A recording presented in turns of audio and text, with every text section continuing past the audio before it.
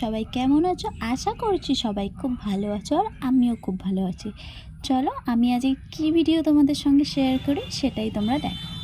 তো আমি চলে গিয়েছিলাম উলুবেড়িয়া এম বাজার। আমার বাড়ি যেহেতু কুলগাছিয়া, তো কুলগাছিয়া থেকে উলুবেড়িয়াটা হচ্ছে নিয়ারেস্ট লোকেশন, আর বাগনানও আছে।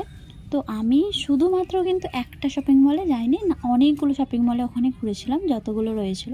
তো তার মধ্যে উলুবেড়িয়ার এম বাজারে গেছি, গিয়ে ওপরেতে দেখলাম নানান রকমের কালেকশানের জামাগুলো।